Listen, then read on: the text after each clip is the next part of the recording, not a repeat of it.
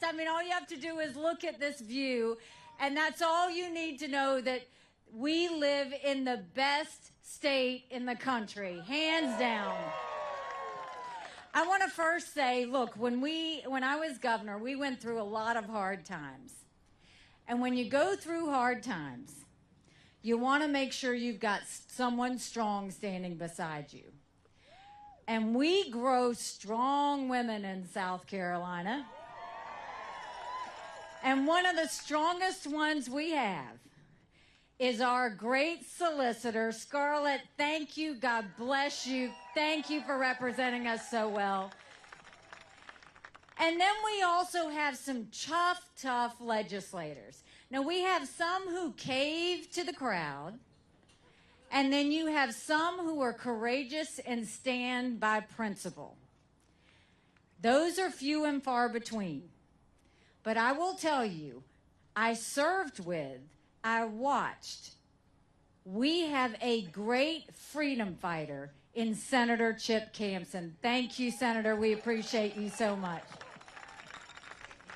And I'm a big fan of freedom fighters, and when you talk about a freedom fighter, you can't find anyone tougher than Ralph Norman. Ralph was with me in my first race for governor. He was with me in my second race for governor. He was the first one to jump on this team early on. He has faced a lot of resistance in D.C. They have pushed back, and Ralph's comment to them is, I don't care what y'all think. So God bless you, Ralph. Thank you very much. I appreciate it. So I look at this crowd, and this is everything that's great about South Carolina. And I think about all that we've been through together and all that we accomplished. If you think back to when I first became governor, times were tough. We had 11% unemployment.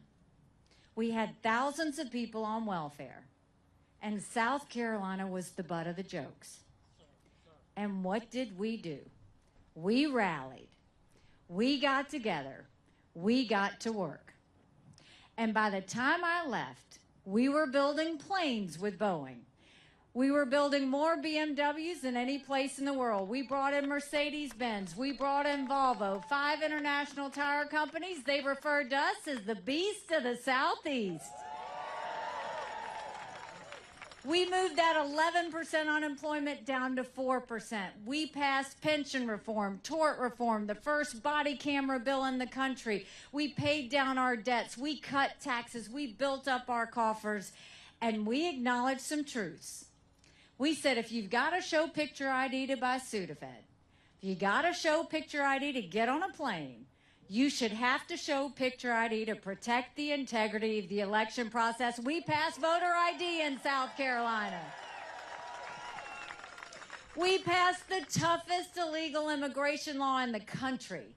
President Obama sued us over it, and we won.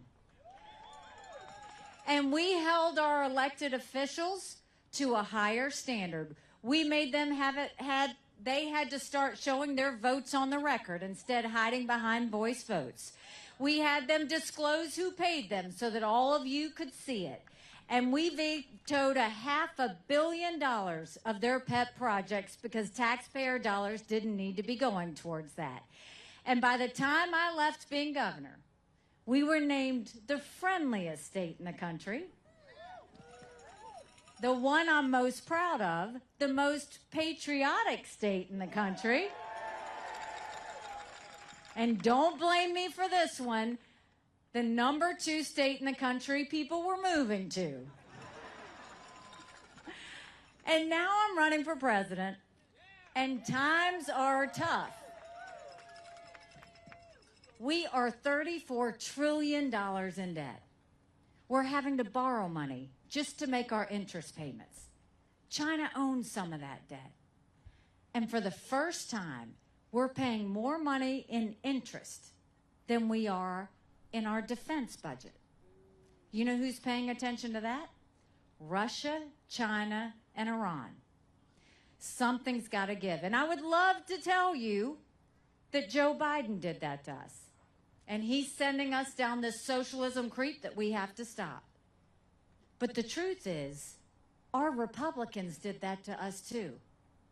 Out of the $34 trillion in debt, Donald Trump put us $8 trillion in debt in just 4 years.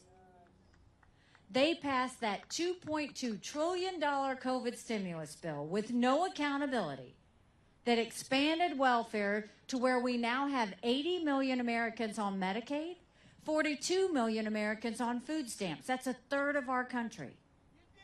And did Republicans try and make it right? Nope. They doubled down and opened up pet projects and earmarks for the first time in 10 years, passing 7,000 of them last year. Now, the problem is, if no one is saying something is wrong with the spending, that's our money, and they continue to do it, right? With no sense of accountability whatsoever. So we think we've got to make sure that we take care of our economy, and I think the best way we take care of our economy, don't you think it's finally time we had an accountant in the White House? So what we'll do is we'll start by clawing back the $100 billion of unspent COVID dollars that are still sitting out there. Instead of 87,000 IRS agents going after middle America, let's go after the hundreds of billions of dollars of COVID fraud. 1 out of every $7 was spent fraudulently. If 8% of our budget is interest, quit borrowing. Cut up the credit cards. You have to balance a budget every day. I had to balance a budget as governor. Why is Congress the only group that refuses to balance a budget?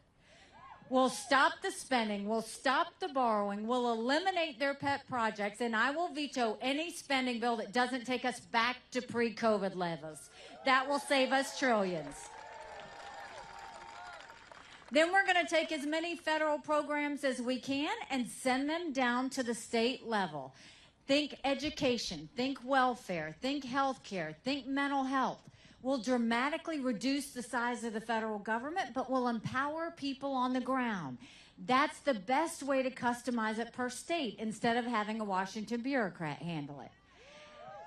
And we are watching the rich get richer and the poor get poorer. We need to open up the middle class. So we're going to cut taxes on the middle class, simplify the brackets.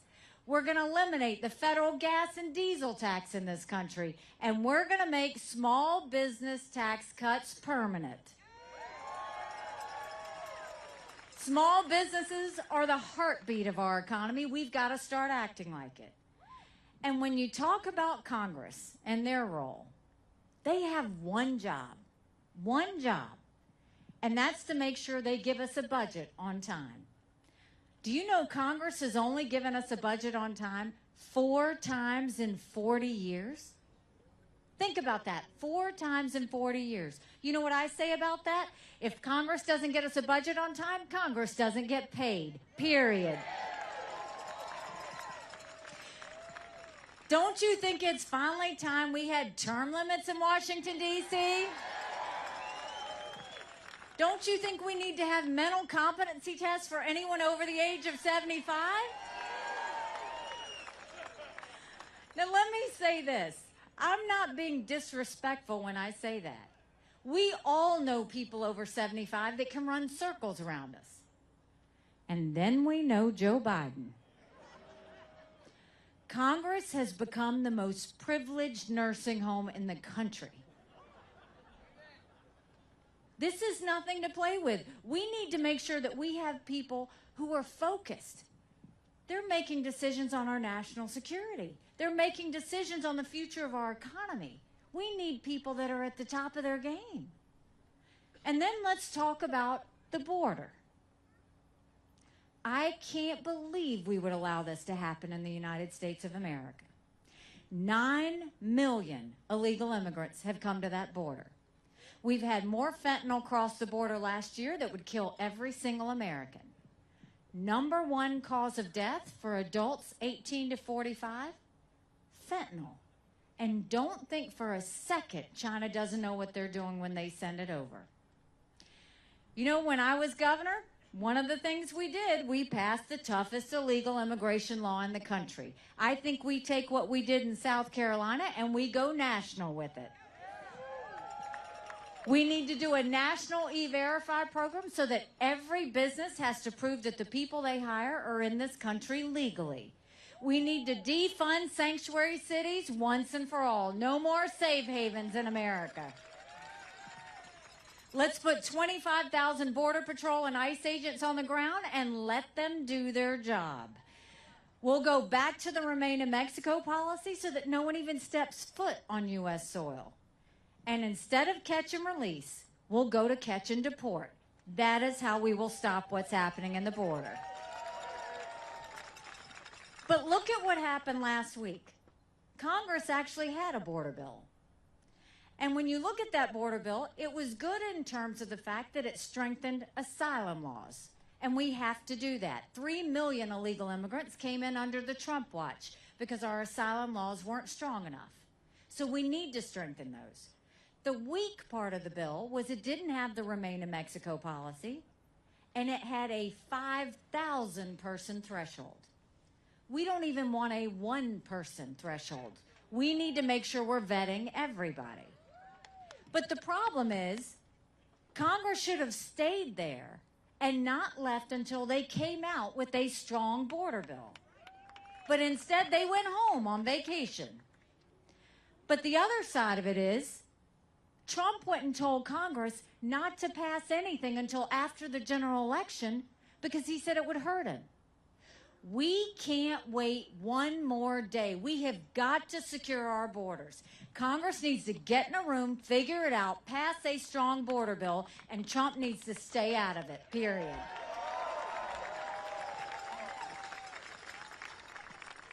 And then, you know, growing up in Bamberg, South Carolina, my parents always taught me that you take care of those who take care of you. But I'm going to ask you if we're taking care of those who take care of us. Right now in America, over 35,000 of our veterans are homeless. 1 in 3 suffers from PTSD or thoughts of suicide. We lose 22 heroes a day to suicide. If a veteran needs a doctor's appointment, on average, it takes 29 days. Why 29 days? Because on the 30th day, they can go to the doctor or hospital of their choice. So midway through the 29 days, they get a call to reschedule, and the clock starts all over again. It's shameful how we treat our veterans. Now, I'm the proud wife of a combat veteran who served in Afghanistan. And when Michael came back home to us, that was a lot of prayers answered. But that was the easy part. When he got home, life got hard. Michael couldn't hear loud noises.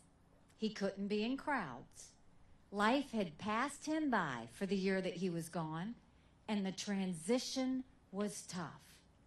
We can't just love our men and women when they're gone. We got to love them when they come back home, too. We need to do more than just the 2-week transition. Let's do telehealth so they can get the mental health care they need right when they need it. They should be able to go to the doctor or hospital of their choice. They've earned that right. And I think the best way to deal with the VA health care, I think every member of Congress should have to get their health care from the VA, and you watch how fast that gets fixed. It'll be the best health care you've ever seen, guaranteed. And speaking of military, let's talk about our national security. The world is on fire, literally. We've got a war in Europe. We've got a war in the Middle East. We've got North Korea testing intercontinental ballistic missiles capable of hitting the U.S. You've got China doing cyber attacks on our infrastructure. And you've got Russia now doing blinding satellites so that we can't see what missiles may come in or any infrastructure they may take out. But make no mistake, none of that would have happened had we not had that debacle in Afghanistan. The idea that Michael and his military brothers and sisters who served there had to watch us leave Bagram Air Force Base in the middle of the night without telling our allies who stood shoulder to shoulder with us for decades because we asked them to be there. Think about what that said to our friends. More importantly, what it said to our enemies. The focus of a president should be to prevent war, should be national security, should be keeping Americans safe. You need a leader that has moral clarity, that knows the difference between right and wrong.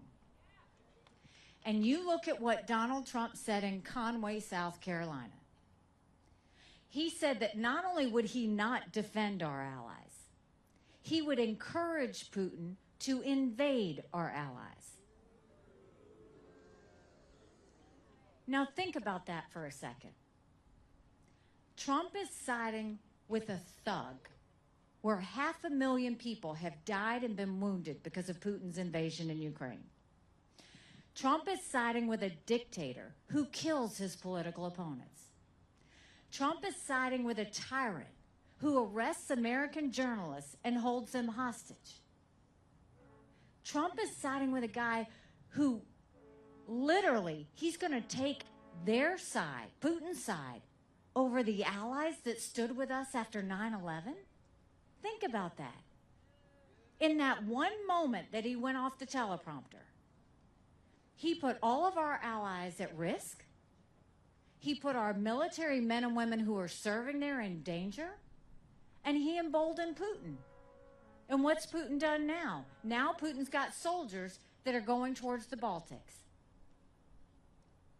We have to remember that when a leader speaks, it matters. He didn't stop there. Then Trump goes on to mock my husband's military service. Now, Michael and I can take it. When you're in politics, it's open season. But you mock one member of the military, you're mocking every member of the military. And now this is a pattern Trump can't deny. First, he says that military members who lose their lives in service are suckers or losers. At Arlington National Cemetery, he asked, what was in it for them? But the problem is, he's never known that sacrifice. We all know veterans. We all know people who've lost their lives in service. They don't do this for kicks and giggles. They do this because it's about something bigger than themselves. They sacrifice because they know freedom's not free. Donald Trump's never been near a uniform. He's never laid on the ground. The only harm he's ever come his way is a golf ball hitting him on a golf course. We know what we need to do to protect our country. We know what we need to do domestically to get us back on track. But now we've got to figure out what we're going to do tomorrow, because that's where this all comes together. We can either do more of the same, and more of the same is not just Joe Biden, more of the same is Donald Trump.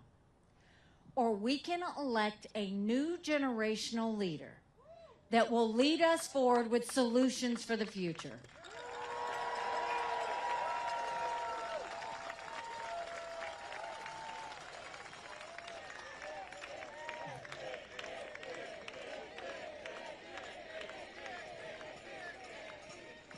And think about what America's telling us. 70% of Americans have said they don't want a Trump-Biden rematch. Trump and Biden are the two most disliked politicians in America. 60% of Americans think Donald Trump's too old and Joe Biden's too old to be president. Both of those men have put us trillions of dollars in debt that our kids will never forgive them for. And are we really going to say that we're at a point in time where the best we can do are two candidates in their 80s? When you need someone that can put in 8 years of hard work day and night, getting the job done for the American people, no drama, no vendettas, just results. That's what we need in America.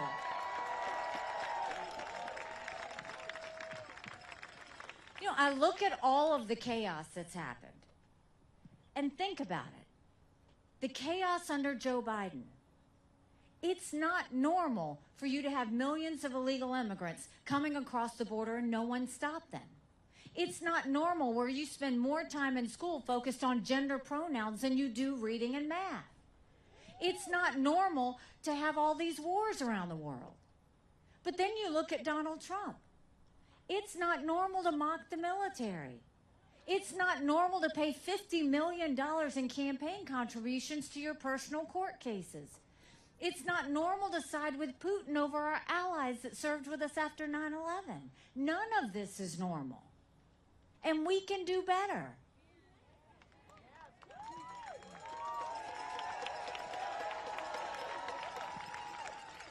But in order to do better, I'm assuming every one of you wants to see a change in our country.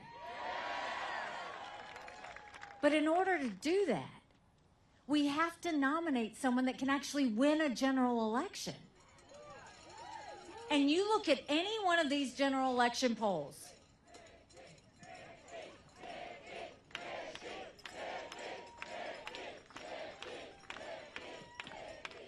You look at any one of these general election polls. We just had another one come out day before yesterday, a Marquette poll. Trump and Biden, margin of error. Most of the polls, Trump's down by 5, he's down by 7. The best you'll ever see is margin of error. In that same Marquette poll, I defeat Joe Biden by 18 points. Do you know what that is? That's bigger than the presidency. That's House, that's Senate, that's governorships, that's school boards. But you win by that much. That's a double-digit win. That's a mandate going into D.C. to stop the wasteful spending and get our economy back on track. That's a mandate to get our kids reading again and go back to the basics in education. That's a mandate to secure our borders with no more excuses. That's a mandate for law and order back in our cities. And that's a mandate for a strong America that we can all be proud of that prevents wars. Don't you want that? Because we could have that. But in order to have that, it's going to take a lot of courage. Courage from everyone here. Courage for me to run. And courage for every one of you to know, don't complain about what happens in a general election if you don't vote in this primary. It matters. You know, 7 months ago, I dropped Michael off at 4 a.m. for another year-long deployment. And I watched him and 230 soldiers pick up their 2 duffel bags of belongings to go to a country they'd never been, all in the name of protecting America. They're willing to sacrifice their lives and their families because they still believe in this amazing experiment that is America. So if they're willing to sacrifice their lives there, shouldn't we be willing to fight for America here? Because we have a country to save. You know, I was watching TV a couple of days ago, and I saw a commercial that Donald Trump had done. Funny how he says he's not worried about me, but he's running commercials. And in the commercials, every bit of it was a lie. So he said I was for open borders. He said I wanted to raise taxes. Then he sent out a text message to everybody saying she's going to cut Social Security. Well, none of that is true. But I was thinking, you know, if he's going to lie about me, then I should tell the truth about him. So I think we should all ask him why he proposed a 25-cent per gallon gas tax hike when he was president. I think we should all ask him why he wants to raise taxes by 10%, because he wants to put tariffs on every product from baby strollers to appliances. It would cost us $2,800 more per year. I think we should ask him why he's not going to do anything with Social Security, so when he leaves, everybody gets a 24% cut in their benefits. We need to be asking those questions. I would ask him, but he won't debate me.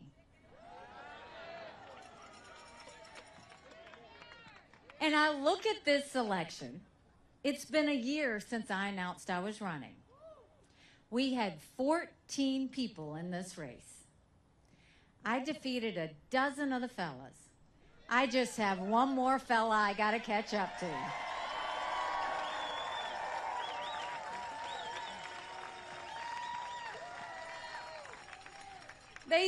They said we wouldn't make it to Iowa. We came within 1% of second place. They said in New Hampshire on election day we were down by 30 points. We got 43% of the vote. And that night of New Hampshire, Donald Trump was unhinged. He had a total temper tantrum on stage if you watched it. He went on and on about revenge and my dress. The next day, he went and said anybody that supports her is barred permanently from MAGA. We had a little fun with that. We sold T-shirts that said barred permanently. You've got one right there. We sold over 20,000 T-shirts. Then the next day, he pushes the RNC to name him the presumptive nominee. Now, we don't anoint kings in America. We believe that South Carolinians had the right to vote, as does every other state after that. That's what we are. We are a democracy. We believe in elections. And then he had a few court cases where he lost some judgments, and he talked about being a victim. Now, the problem I had, whether it was the night of New Hampshire or after the court cases, was at no point did he ever talk about the American people. He never talked about the fact that we were $34 trillion in debt. He never talked about the fact that only 31% of 8th graders in our country are proficient in reading. He never talked about the open borders. He never talked about the lawlessness in our cities. He never talked about the wars around the world. All he did was talk about himself. And that's the problem. It's not about him. It's about the American people. And when I look at the reason I'm doing this, I don't want my kids to live like this. I don't want your kids and grandkids to live like this. Think about what they've been through. They've been through COVID. They see all this debt. They don't know what it means for them. They wonder if they're ever going to be able to buy a home. They wonder if they're going to be able to get a job. They wonder how they're going to make ends meet. And they're fearful of wars. And all they hear and feel is anger, hatred, division. And then we wonder why there's so much stress, anxiety, and depression. Our kids deserve normal. They deserve to know what normal feels like. And I look, Joe Biden calls anybody that doesn't support him fascists. And Donald Trump calls anybody that doesn't support him vermin. That's not normal.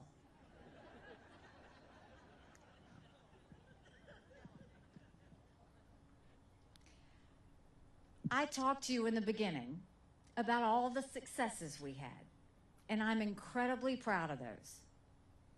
But now I want to remind you of the challenges we went through together, because it was a lot. While I was governor, we had multiple hurricanes. We had a 1,000-year flood. We had Walter Scott shooting. We had a school shooting. And we had the shooting of 9 amazing souls in Mother Emanuel Church. Any one of those could have brought us to our knees. After Walter Scott and the Mother Emanuel Church shootings, right prior to that, cities were up in flames. It was on the heels of Ferguson. Why didn't we go up in flames? We didn't have riots. We had vigils. We didn't have protests. We had prayer. The tone at the top matters.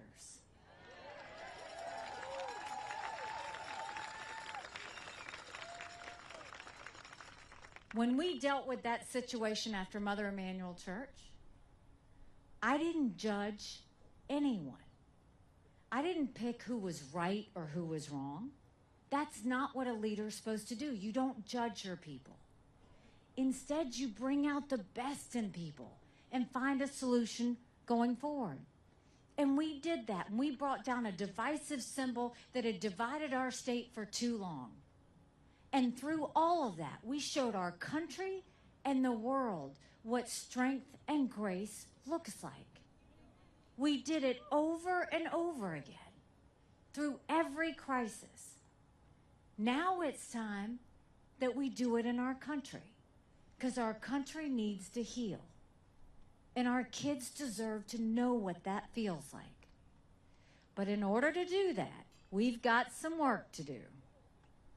So I will tell you this. Tomorrow is election day. Everybody needs to go out to vote, and you got to take 5 people with you. Now, all of us, believe it or not, in your friends and family, know a lot of general election voters. I want you to give them a message from me. In a general election, you're given a choice. In a primary, you make your choice. This is the time we make our choice.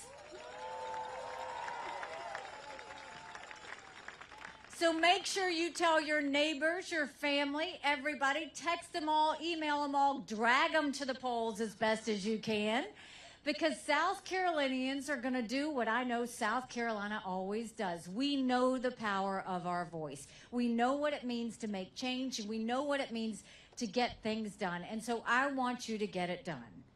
And when you do that, I'm going to do the same thing I promised you when you elected me governor twice. If you join me in this movement, if you join me in this fight, I will spend every single day proving to you that you made a good decision.